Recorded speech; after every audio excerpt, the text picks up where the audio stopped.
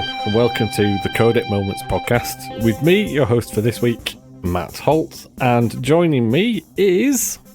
Ali Cornwall. Hello. Hello, how are you doing? Yeah, not bad, mate. You? Not bad. We've been, how long?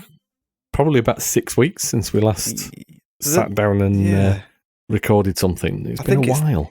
The longest actual break where we've physically not been able to record, I think, since Eurogamer last year when we went on that spree. I know we've had a little bit of a break and whatnot, but yeah, it's just been a nightmare to get in front of the mics. It's been It has. Coordinating schedules has been an absolute nightmare. Yeah. Almost as much of a nightmare as installing dishwashers.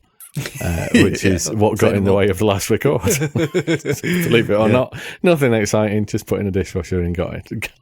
Meant that didn't happen. We are not joined by Mr. Brown this episode because, well, by the time this goes out, his wife might have gone into labour and he might have another child. But at this point, he's on watch, and I don't think he dare move more than 5 meters from her in case she goes into labour. Yeah, it's imminent. It is, isn't it? It's any second. In fact, we could be talking right now and he could be rushing to hospital. So if that's happening, good luck. Yeah, give a push for us. But what we are here to talk about is Codec Momentum for September. Yeah. And for clarity, we are recording this on the 17th of October. So we are way behind the curve at the moment with the months. But we need to update you guys, let you know what went on last month, and pick a winner for the entrant who randomly gets selected. Of course, that's how random prize draws work. I can't think of any other way to describe it. Yep, that's the one. But I think before we dive into that, how about you tell us what you've been playing? So for last month's Momentum, I was on holiday. Took my Switch, which is just the perfect thing to take away with you. And to be fair, I had the intention of really getting into Final Fantasy VIII again, but I didn't get that. Well, I didn't say get that much time. There's a couple of days where it was a bit rainy, but I just couldn't get into it for some reason. I really want to, and I love the game still.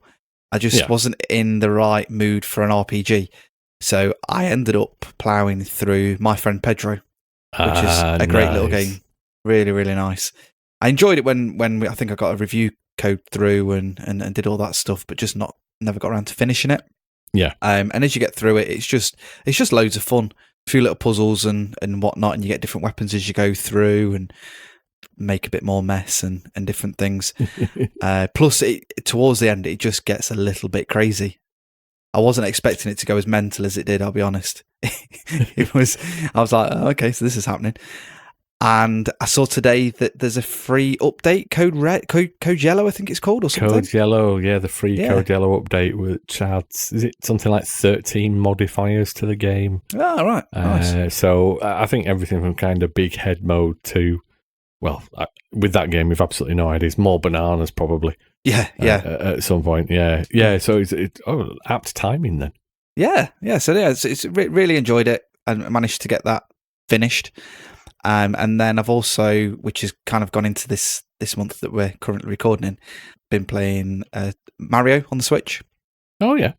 So I'm trying to get that finished because I know it's a fairly quick one to finish. I've just never got round to, even though I got it at launch, it's one of those things, isn't it? You just get more games given to you and get distracted with something else.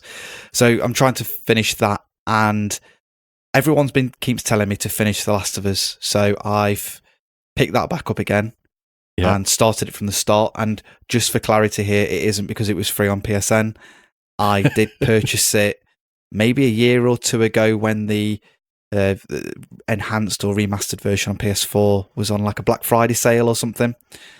And I did play it on the PlayStation 3, and I think I still actually have that copy as well. So either way, I qualify to play it when I want. But I just got to the school and never got any further.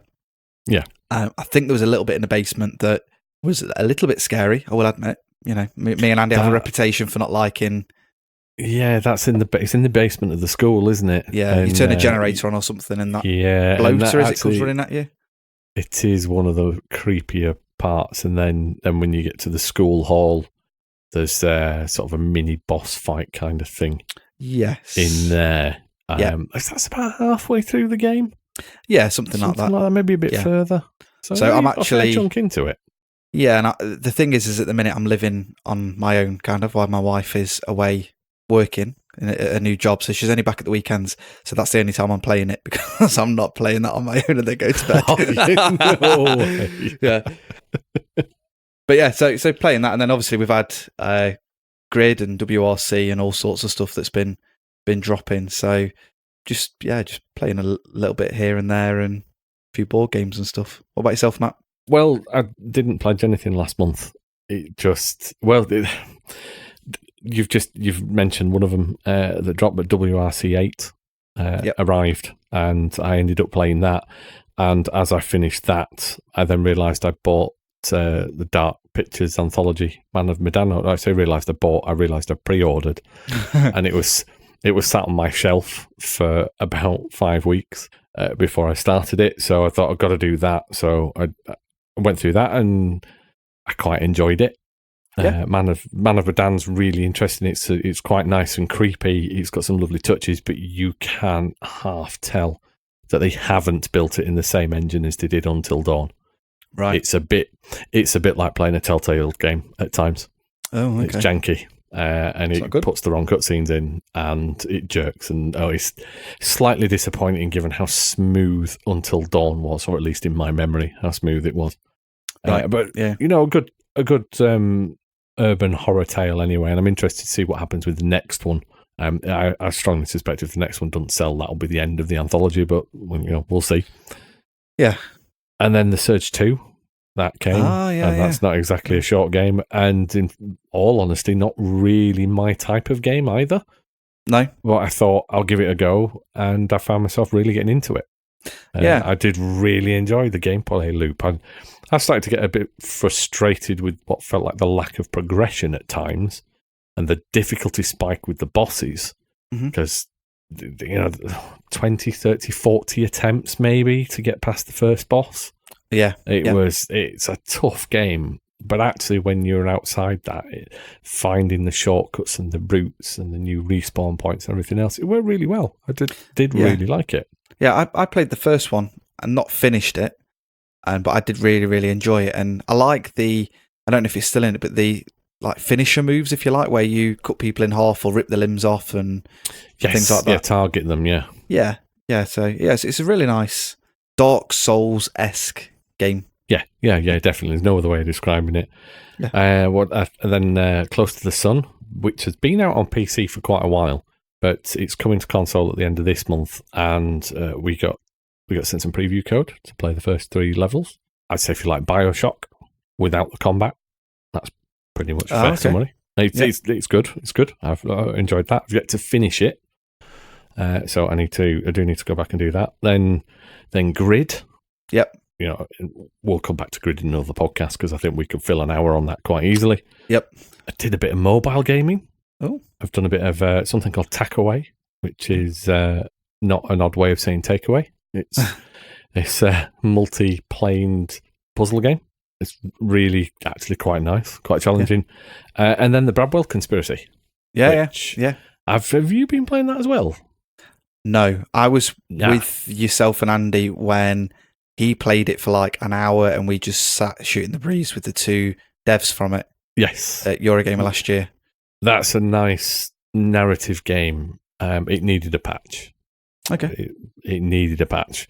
Yeah. Because I was put off playing in the first instances because of how much slowdown there was just for walking around, and they're not particularly demanding environments. So there was something quite clearly not optimized there, but that seems to have been fixed, and actually it's a lovely little story game. Really is. Yeah. It sounded really good, and the guys were really, really passionate about that game. Just talking to them, and really nice guys as well. Yes. It was interesting because of the interview, which you can find on the website if you just search Bradwell Conspiracy. I recognised Holly Pickering as stepping in and doing some of the voice acting in some voice notes on the computer. And I started thinking, that sounds familiar. Oh, it's so-and-so. It's really nice. It was really nice going through that. So I haven't done any Codec Momentums, but I have been to quite a few games. Yes, yeah. None of them qualified. So no. So you finished a lot, but nothing that was technically on your backlog. Yeah, that's true. Yeah, I am going to do one this month, though. I've put Etherborn in. I want to do that as a finisher. So okay. I've whacked that one in, but then I realised I've only got about 10 days left to get it done. Yeah, I might be struggling to get mine finished, yeah. So anyway, that's enough of us. How do we think everybody did last month in the community? Were there any highlights, lowlights, anything that stood out for you, Ali, before we get into the leaderboard? Nothing major, I don't think. It was a fairly quiet month on the whole. I think it was. I don't know if people were just absorbed with actually the amount of new releases that we had through the month and just ended up wanting to play something new. Yeah, it'd be interesting for people to let us know, because other than Stu that's on a mission, there's not been an awful lot of submissions. And it'd just be interesting to know why. Is it just, like you say, other things coming about, people playing stuff that's not eligible, too much new stuff, people going on holiday? So for like myself, although I managed to finish something, is it just the fact that people are on holiday because the kids' holidays are finished, so you're now, or is it the fact that your kids are back to school? And I don't know. Yeah, it is. Yeah, it was a relatively quiet month. Yeah, still a good amount of entries. Yeah. And we know October is silly release month as well. Yep. As we're recording this, we're a week away from Modern Warfare. Oh yeah, I believe you have that on pre-order. Oh yeah. Xbox or PS4? I've got an Xbox. Oh. And I really, really hope... No. I really hope that I don't get screwed over and either have to double dip or request a refund, which would be my first ever refund, if the cross-compatibility doesn't work. I'm taking a massive punt, because technically it shouldn't matter what I buy it on. No, it shouldn't. The only thing I'm not clear on with the cross-play stuff is... So say, you're playing on Xbox, I'll play on PS4. Yep. We can play together, but that isn't through us searching to join each other. Isn't it just random placement? Just you're on... They put the servers together and that's it. You can't actually select who you game with. From what I've seen, I think basically you create a Treyarch account, I want to say. All right. Whoever's publishing it. A little bit like the Ubisoft account, and you create your friends and add your friends on Ubisoft's own system. Yes, so you create an account with, I think it's Treyarch that's publishing it. Let's just say Treyarch, because I'm not 100% sure. And it's Infinity Ward, isn't it? Oh, is it Infinity Ward? I can't remember. Whoever it is that's should we get it right? Yeah, let's do it. I've got it up here, but it just says by Activision. Infinity Ward. And from what I've seen, I've done a little bit of research in terms of on YouTube and whatnot, and there's a few big YouTubers that are still mainly focused on COD, although they've branched out to do other things.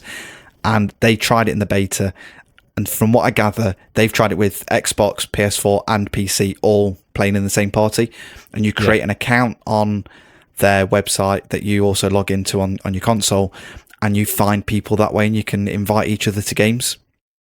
Right, and so that works. Might actually be all right. Yeah, and also for party chat, something I didn't know about is that you can, when you mute everyone or mute someone in the party, is it mutes both ways.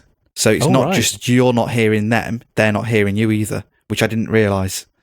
Because there's a few things on Reddit and whatnot, so I've done a bit of research into it, and I just hope it works, because it apparently worked really well in the beta, and I don't care if it, because I know it changes the algorithm a little bit, that if you invite someone off a PC and they're playing keyboard and mouse, and you invite them to your party and you're on controller, it will not screw up the algorithm, but it will just go, well, if you want to play with anybody and take that just lets you disadvantage, then do it.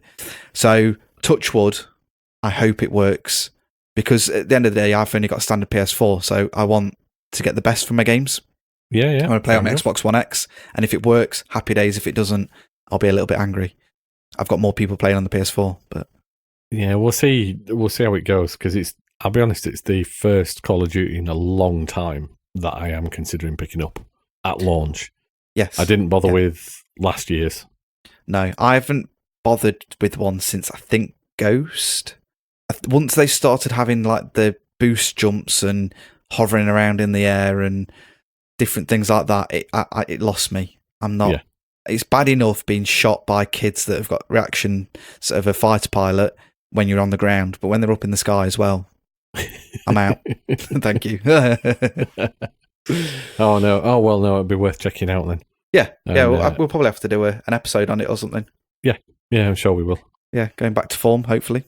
Yeah, first one I've been interested in for quite a while, mainly because of the single player. That looks like it could be a lot of fun.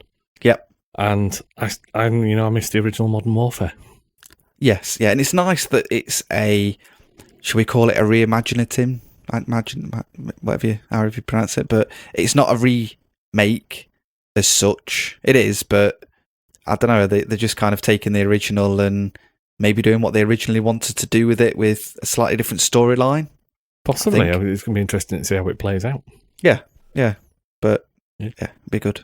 Hopefully. Should be. Yeah. Right. Well, shall we do it then? Shall we get onto the leaderboard? In 21st place, it's Lucendien with 1 point. Then we've got Welsh Benno in 20th and Kia Soze 13 in 19th. In 18th, we've got S. Bonnet. I've probably pronounced it wrong again, but that's what I do best. In joint 16th is Justin Knowles and Afro Gear. Then in 13th, joint 13th, these three. I'm impressed. It's Atkevny, Kishnabe, and Tainted Shirt. Well done. Hi. In joint 11th, we've got Square Freak and Clinical Andy. And then in 10th, myself. Oh, well done. 10th. Yeah. And I'm in 9th. Yay. Then in 8th, we've got VitaFan 9. And in 7th, at Solemn 67. In 6th, we've got Anya 6. 5th, we've got Drunk Rogue 68. And in 4th, we've got VDJOMB. And then in 3rd, we've got Basement Shacks. 2nd, it's still at Fury AC3, despite the fact that he hasn't actually entered anything for the last 2 months? Maybe 3 months? Yeah, something like that, yeah. And then in 1st, as it pretty much is every month, it's at Saintly Stewart. Yep. I mean, it's all still to play for. There's not many points between Stu and Stu. Fury AC3 and Saintly Stu. If Fury, if you like, wants to put the hammer down, I'm sure he could catch him and they could have a little tussle. He could close that gap, and I'm so reasonably confident that Mark, Basement Shacks in 3rd, could probably claw back the 36 point deficit he's in at the moment. He might be able to do something about that. Yeah, he likes his platinums and his finishers, if you like. He likes to go for the whole hog, so that's definitely possible from Mark. It is, and you never know, there might be a bonus round or two coming towards the end of the year that might help spice things up a little bit in the last month. Yeah. Or it might just benefit the house. Yeah, it might do. We might rig it. Right, so congratulations everyone this month. I am going to give a quick shout to Justin Knowles and Colm Sheridan, because last month we forgot to put their bonus 10 points on for the referrals. Lovely. Well done, guys. So, on to drawing our winner for September. And I think it's got to be your turn. Yeah, go on then. Do you know what? I'll draw it out of my Hitman briefcase. Why not? Oh, nice. Have you taken the duck out? Yeah. Don't want it going off by mistake. And we've completely glossed over that. I know we've got to get Hitman reference in somewhere, but we completely glossed over the fact that there was a new level. But, another podcast. I've still not played it either. Oh, it's good. I need to have a go. I've only done it a couple of times, but anyway. So, put my hand in. And the winner is Anya 6 for Red Dead Redemption 2. Well done. Congratulations. I know that was painful for you. Hopefully this makes it all the better. Painful? Why was it painful? I think you found it a bit of a slog. Oh, okay. I need to finish that as well. Yeah. Surprise. It lovely. I really enjoyed that. Really enjoyed it right the way through to the end. Fantastic. As the 2.5 hour podcast at the end of last year might have attested to. Yes, yeah. Which I'll be honest, I didn't listen to because I know there's spoilers in it. There are major spoilers in that. We recommend it. We ended up doing 2 podcasts. I think we did 4 or 5 of us talking about it, and then me and Kevney, because we'd been the only ones that finished it, actually decided to do a follow-up. Yeah, I remember being on the prelude. Yeah, I think we said we'd do 20 minutes, and there's probably something like 60 or 70 minutes that's cut out and not used. We went on quite a while. Yeah. So it's a long podcast. If you've got a long train journey, it's perfect. Yeah. Well done anyway, Justin. Yes, congratulations. So the only other bit of business then for September is the progress along the Appalachian Trail for St. Lee Stewart. And he's finished. He's made the full distance, 2,500 kilometres, all done. He did send us a message, showed the completion, and also stated that he knows the entire tracking is screwed up and it probably isn't right, and therefore he's willing not to take any points for it. So that's fair enough, no points for you. You're not that mean. No, there'll be bonus points for it. We'll sort something out. At the end of the day, he's done it in some way, shape, or form, so he deserves something. You do, and we'll decide on what that amount will be when we get to December. We've run our bonus month, and it leaves you 1 point shy of winning the year. Yeah, then depends how much you pay us to swing it. Get. No, congratulations, well done for getting that distance. That is incredible. Whether it's a slight miscalculation or not, I'm pretty sure you would have done it anyway. And yeah, we will give you some genuine points. We will announce that in the November recording. That's it. Great. Yeah. So lovely to speak to you all again. We'll try and not be so late with November. We're not going to promise it, but we will try. We'll do our best, yeah. We will. And hopefully me and Ali will be back before then to talk a little bit more about GRID and WRC8, because, you haven't had a racing podcast for a few months, so it's about time we did one. Yeah. And on that, if you've not switched off already, you can do now. Goodbye. In a bizzle.